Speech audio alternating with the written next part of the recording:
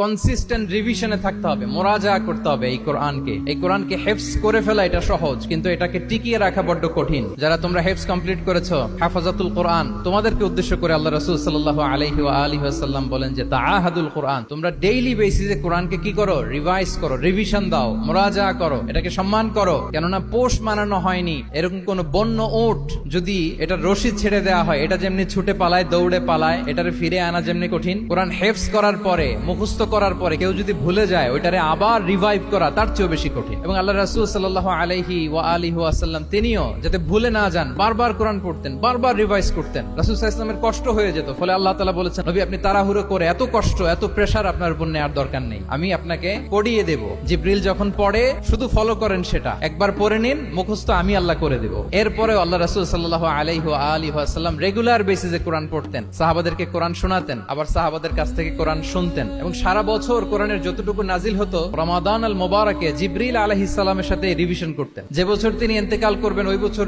দুইবার তিনি গোটা কোরআনকে জিবরিল আলাইহিস সালামের সামনে পেশ করেছেন, শুনিয়েছেন। তাহলে এটাই হচ্ছে সুন্নাহ। তিনি তো পৃথিবীর প্রথম হাফেজ নাকি? উনি রেখেছেন কিভাবে কোরআনকে, প্রিজার্ভ করেছেন কিভাবে? রিভিশনের মাধ্যমে। You have to revise a lot, you have to recite a lot. এটা আমাদের মনে থাকবে তো নাকি? শিক্ষার্থী বন্ধুরা আওয়াজ করো, মেক এ নয়েজ।